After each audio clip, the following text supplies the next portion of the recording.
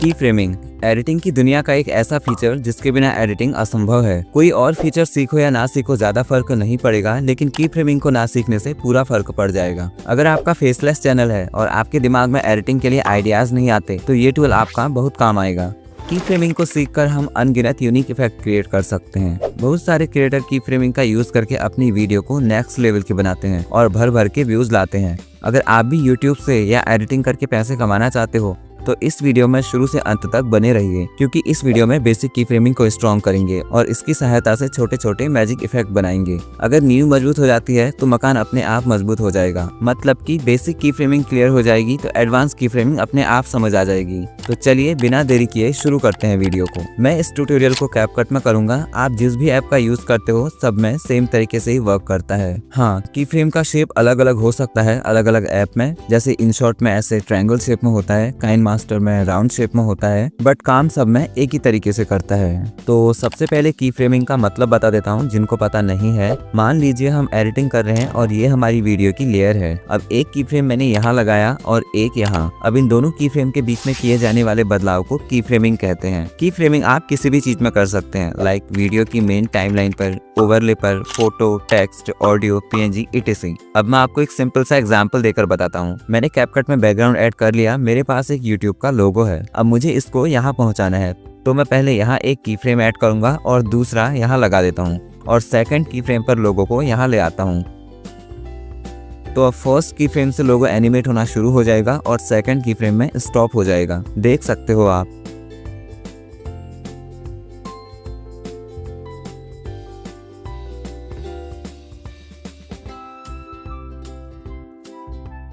अब इसको स्मूथ बनाने के लिए इसमें ग्राफ लगा देता हूँ। की फ्रेमिंग में ग्राफ इफेक्ट का बहुत इंपॉर्टेंट रोल है। ग्राफ लगा के एनिमेशन स्मूथली एनिमेट होता है। ग्राफ इफेक्ट लगाने के लिए कर्सर को दोनों की फ्रेम के बीच में लाऊंगा और वो अपने आप एक्टिव हो जाएगा। तो मैं यहाँ पर ये लाइन वाला लगाता हूँ। देखिए पहले से सॉफ्टली स्लाइड कर रहा है। अगर ये वाला ग्राफ लगाऊंगा तो ये ऐसे एनिमेट होगा। कोई दूसरा लगाता हूँ। अब ये ऐसे एनिमेट हो रहा है। तो अपने एनिमेशन के अकॉर्डिंग हमको देखना होगा कि कौन सा ग्राफ कहाँ लगाना है। ऐसे ही आप इसका साइज भी छोटा बड़ा कर सकते हो। जैसे पहले मैं इन की फ्रेम्स को रिमूव कर देता हूँ। अगर आपको भी कभी की फ्रेम्स हटाकर वीडियो को पहले जैसा बनाना हो तो पहले लास्ट वाले की फ्रेम को हटाना, तब उसके बाद पहले वाले की फ्रेम को। इससे वो पहले जैसा ही हो जाएगा। अब मैं पहला की फ्रेम यहाँ लगाता हूँ और दूसरा यहाँ। दूसरे की फ्रेम पर लोगो को जूम कर दूंगा। अब देखते हैं कैसा लग रहा है।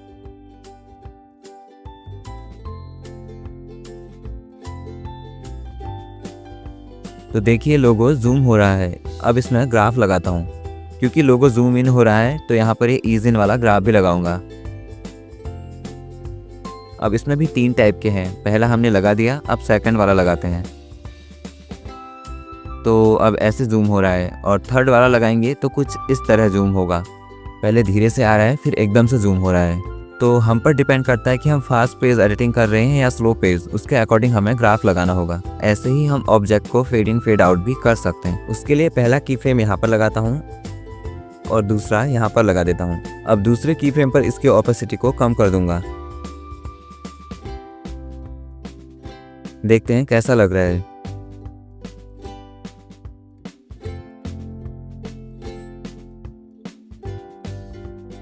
तो देखिए लोगो गायब हो रहा है। अगर मैं ओपेसिटी को 0 कर दूं तो ये पूरी तरह गायब हो जाएगा। तो ऐसे भी हम fade in fade out effect बना सकते हैं। ऐसे ही रोटेट वाला इफेक्ट भी बनाकर दिखा देता हूँ। आपने बहुत सारी वीडियोस में देखा होगा कोई ऑब्जेक्ट ऐसे रोटेट होकर स्क्रीन में एंटर करता है। तो चलिए देखते हैं इसको कैसे बनाया जाता है। तो पहले लोगो को ऊपर कर देता हूँ और साथ ही उसमें की फ्रेम भी लगा देता हूँ और दूसरा की फ्रेम यहाँ पर लगा देता हूँ। अब इसको रोटेट करके नीचे को ले आता हूँ।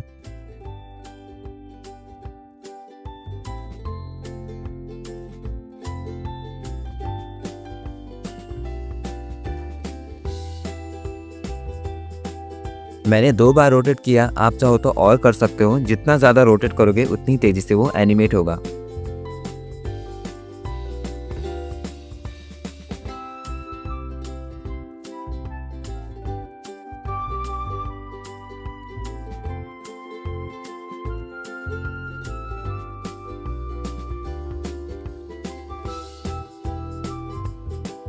तो ये था बेसिक की फ्रेमिंग का इंट्रोडक्शन। चलिए अब छोटे छोटे मैजिक इफेक्ट बनाते हैं। पहला है टेक्स्ट कलर चेंजिंग एनिमेशन। इसके लिए सबसे पहले मैं टेक्स्ट लिखूंगा। अब इसमें पॉपिंस बोल्ड फॉन्ट अप्लाई करूंगा। मैंने ये फॉन्ट डाउनलोड करके ऐड किया है। कैपकट में बाय डिफॉल्ट भी बहुत अच्छे फॉन्ट हैं, उनमें से भी आप यूज कर सकते हो। अब इसको स्क्रीन के बाहर कर देता हूँ। इस एनिमेशन में दोबारा की फ्रेम लगाना होता है, एक स्लाइड करने के लिए और एक कलर चेंजिंग के लिए। पहला की फ्रेम यहाँ लगाता हूँ और दूसरा यहाँ पर लगा देता हूँ। दूसरे की फ्रेम पर टेक्स्ट को स्क्रीन के सेंटर में ले आऊंगा। अब पहले की फ्रेम में जाकर टेक्स्ट का कलर आसमानी करूंगा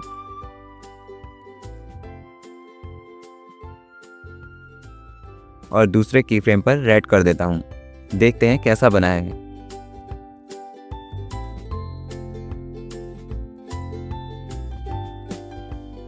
तो देखिए आसमानी किया था, पर दूसरे की फ्रेम तक आते आते ही 2-3 बार रंग बदल रहा है। अगर आप स्लो स्पीड में देखोगे तो तब पता चलेगा। पहले आसमानी है, फिर डार्क ब्लू हो रहा है, फिर पर्पल, फिर पिंक, तब जाके दूसरे की फ्रेम पर आकर लाल हो रहा है। इसको स्मूथली स्लाइड करने के लिए ग्राफ लगा देता हूँ।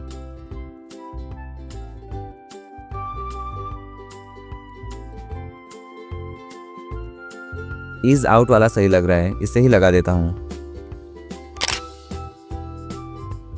तो कुछ इस तरह का एनिमेशन बन गया हमारा। नेक्स्ट है सर्कल एनिमेशन।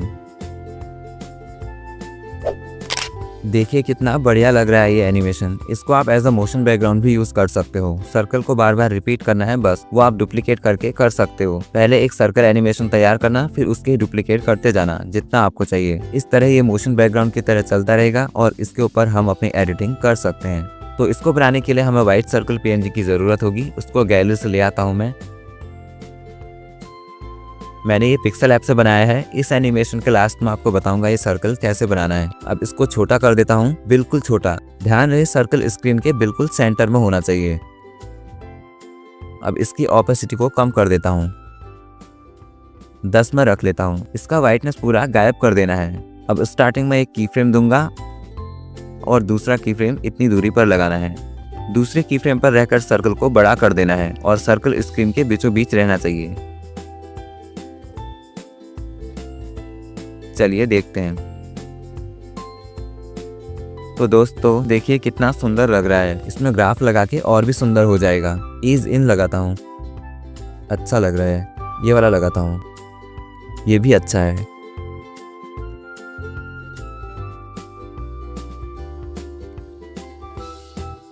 आप चाहो तो दूसरे की फ्रेम पर ऑपेसिटी को फुल भी कर सकते हो। एक बार करके देखते हैं। तो ऑपेसिटी को 100 कर देता हूँ। अब देखते हैं। हाँ ये भी अच्छा लग रहा है।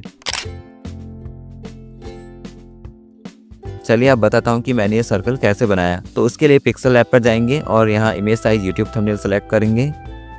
फिर इस टेक्स्ट को यहाँ से डिलीट कर देंगे। अब तीसरे टैब में जाके शेप्स ऑप्शन में जाएंगे, देन यहाँ क्लिक करेंगे और राउंड शेप को ले लेंगे।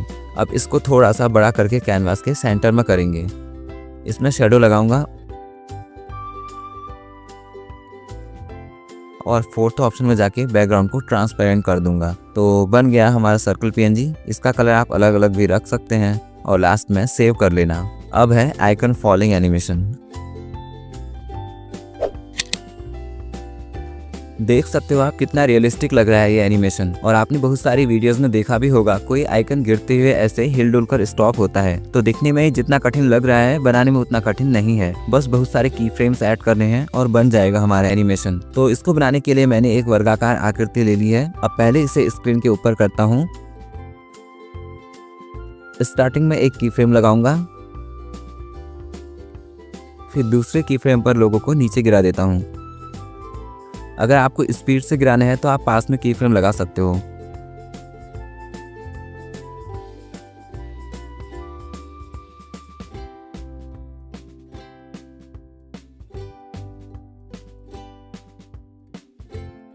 क्यूबिक आउट वाला ही सही लग रहा है, इसको ही लगा देता हूँ। अब यहाँ से असली मैजिक शुरू होगा। हमें सोचना है जब कुछ चीजें ऐसे गिरती हैं तो वो कैसे स्टॉप होती हैं, धीरे धीरे पटक कर रुकती हैं। तो वही चीज हमें यहाँ भी अप्लाई करना है। अब ये नीचे पटक कर थोड़ा ऊपर आएगा तो थोड़ा सा आगे एक की फ्रेम दूंगा। पटक कर ऊपर जाएगा तो थोड़ा टेढ़ा भी जरूर होगा, इसलिए बेसिक वाले ऑप्शन में जाकर इसको रोटेट करके ऊपर करूंगा।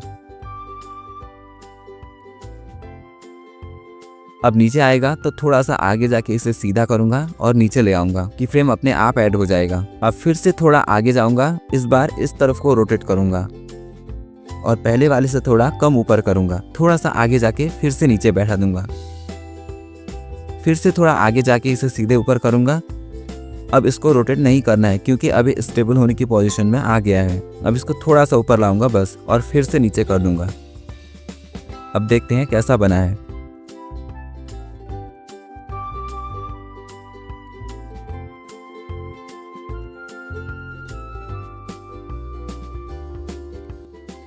तो दोस्तों लग तो बहुत अच्छा रहा है बट एकदम से बैठ जा रहा है, जिससे नेचुरल वाइब नहीं आ रही है। इसको एक बार और उछालना होगा।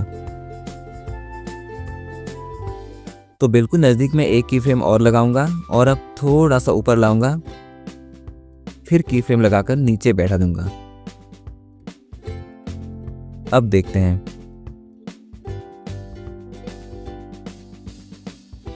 लास्ट में थोड़ा टेढ़ा हो रहा है तो वहां पर सेंटर में करता हूं।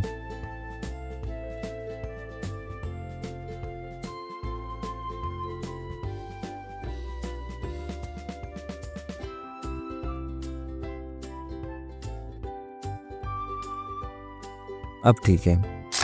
इस तरह के एनिमेशन आप अपनी वीडियो में बना सकते हो। इनसे वीडियो बहुत एंगेजिंग हो जाती है।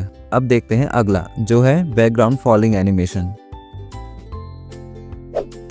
इसको बनाना भी बहुत सरल है। गाइज मैं आपको बिल्कुल बेसिक की फ्रेमिंग बना के दिखा रहा हूँ। जिनको आता है वो क्विट कर सकते हैं। ये जो ग्रेडियंट बैकग्राउंड गिर रहा है वो भी मैंने पिक्सेल ऐप से ही बनाया है। अगर आपको बनाना नहीं आता तो आप मेरी थंबनेल वाली वीडियो देख सकते हो। मैंने पिंक और लाइट ग्रीन कलर का ग्रेडियंट बनाया है। आप डिफरेंट कलर्स में बना सकते हो और उनको डिफरेंट तरीके से यूज भी कर सकते हो। जैसे यहाँ ऊपर से नीचे आ रहा है, आप नीचे से ऊपर, लेफ्ट से राइट, राइट से लेफ्ट, इस तरह से भी कर सकते हो। इसको बनाने के लिए मैंने एक सीन ले लिया है। अब इसमें वो बैकग्राउंड इंपोर्ट करूंगा।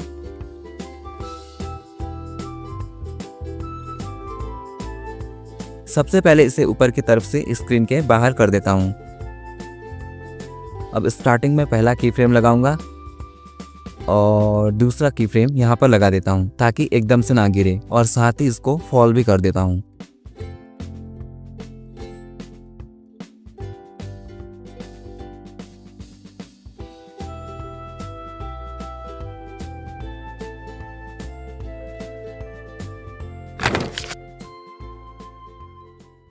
तो ग्राफ लगा के बहुत अच्छा बन गया है। अब इसके ऊपर से हम अपनी एडिटिंग आगे बढ़ा सकते हैं। नेक्स्ट है स्लाइड एंटरिंग एनिमेशन। आपने कुछ यूट्यूबर्स की वीडियोस में देखा होगा, कोई ऑब्जेक्ट या आइकन ऐसे स्लाइड होकर स्क्रीन में एंटर करता है। पहले वो बड़ा होता है, फिर आगे आके थोड़ा छोटा होता है, फिर सेंटर में आकर पहले वाले साइज में ही हो जाता है। तो चलिए इसको भी बनाते हैं। मैंने यूट्यूब का लोगो ले लिया है। सबसे पहले इसे स्क्रीन के बाहर करूंगा, देन स्टार्टिंग में एक की फ्रेम ऐड करूंगा। इस एनिमेशन में 3 की फ्रेम लगाने होंगे, तो थोड़ा सा आगे जाके दूसरा की फ्रेम लगाऊंगा।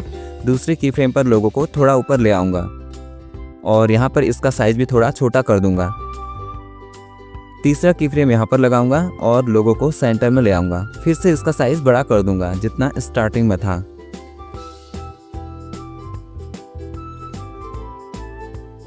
तो बन गया ये वाला भी, देखते हैं कैसा लग रहा है। तो गाइज ये थोड़ा सा टेढ़ा हो रहा है, इसको सीधा करते हैं। दूसरे की फ्रेम पर जाकर ये टेढ़ा हो रहा है, तो दूसरे की फ्रेम पर लोगो को थोड़ा लेफ्ट साइड को करता हूँ। अब इसमें ग्राफ लगाता हूँ। पहले और दूसरे की फ्रेम के बीच में लाइनर वाला ग्राफ लगाऊंगा, फिर दूसरे और तीसरे की फ्रेम के बीच में ईज आउट वाला लगाऊंगा।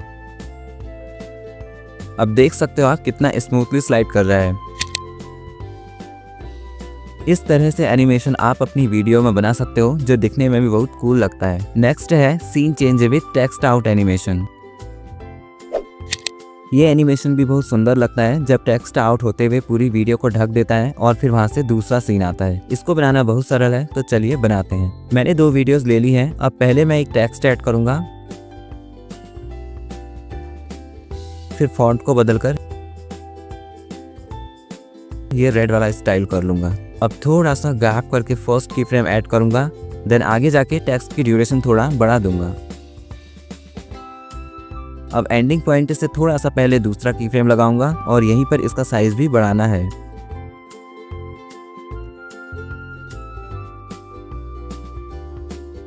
तो इस तरह इसका साइज फुल करना है जिससे वो पूरी वीडियो को कवर कर ले। अब जहाँ पर ये पूरी वीडियो को ढक रहा है वहीं तक पहली वीडियो रखनी है ताकि टेक्स्ट आउट होने के तुरंत बाद दूसरा सीन आ सके। तो यहाँ पर मैं इस वीडियो को स्प्लिट करके राइट वाला पार्ट डिलीट कर दूंगा। अब टेक्स्ट में फेड आउट एनिमेशन लगा दूंगा, फिर उसके बाद ग्राफ भी लगाऊंगा।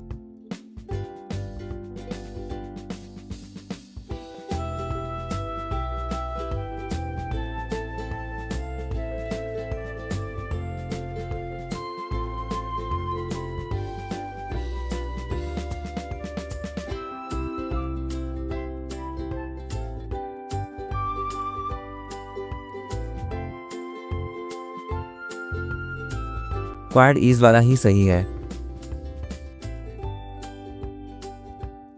फेड आउट होने के बाद पहली वीडियो दिख रही है तो इसको थोड़ा और ट्रिम कर लेता हूँ।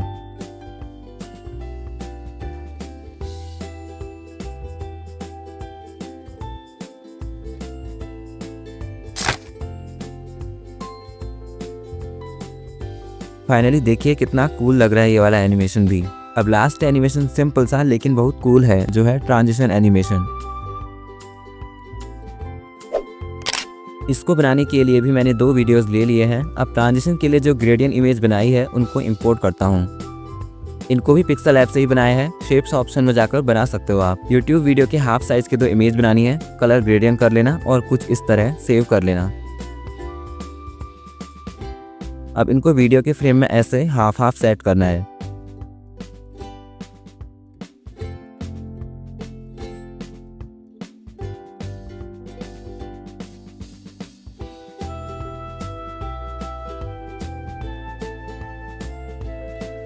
उसके बाद स्टार्टिंग में एक की फ्रेम लगाऊंगा और दूसरा की फ्रेम यहाँ पर लगाऊंगा। साथ ही दूसरे की फ्रेम पर इमेज को ऊपर से लाकर नीचे की तरफ से बाहर करूंगा।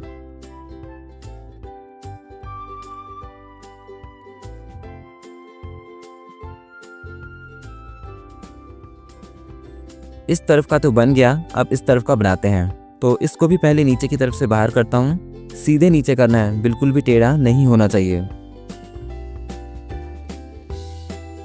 अब इसमें भी स्टार्टिंग में पहला की फ्रेम लगाऊंगा और दूसरा की फ्रेम पिछली इमेज में जहां पर लगाया था उसे देखकर उसके बराबर में लगाऊंगा ताकि दोनों सेम टाइम में फ्रेम से बाहर जाएं।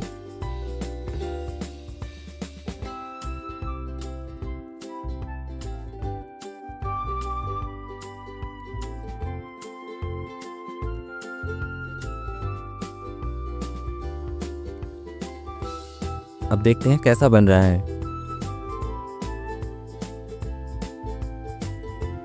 थोड़ा सा और इम्प्रूव करना है। जिस पॉइंट पर ये दोनों इमेज पूरे फ्रेम को कवर कर रही हैं, एग्जैक्ट वहीं पर पहली वीडियो की एंडिंग करनी है और दूसरी वीडियो स्टार्ट। तो यहाँ पर पहली वीडियो को इतना स्प्लिट करके राइट वाला पार्ट डिलीट कर देता हूँ। ठीक है, अब इसमें ग्राफ लगाना है बस, फिर हमारा ये वाला एनिमेशन भी कंप्लीट हो जाएगा और उसी के साथ वीडियो भी कंप्लीट हो जाएगी।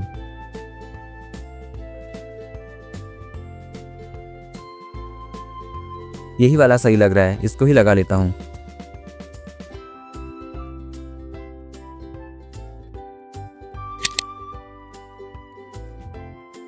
पहले वो वीडियो है, फिर जब दोनों ऑब्जेक्ट फ्रेम को ढक रहे हैं तो वहां से दूसरी वीडियो आ जा रही है। तो ये बहुत अच्छा लग रहा है। तो दोस्तों ये थे बेसिक की फ्रेमिंग के सिंपल से एनिमेशन। कभी कभी तो बहुत अच्छा आइडिया आ जाता है, आप की फ्रेमिंग की सहायता से अपने मन से बहुत अच्छे एनिमेशन बना सकते हो। मुझे उम्मीद है ये वीडियो आपके लिए हेल्पफुल रही होगी और आपने बेसिक की फ्रेमिंग को सीखा होगा। इसी तरह आगे को एडवांस की फ्रेमिंग के ट्यूटोरियल भी बनाऊंगा, उसके लिए सब्सक्राइब कर सकते हैं आप।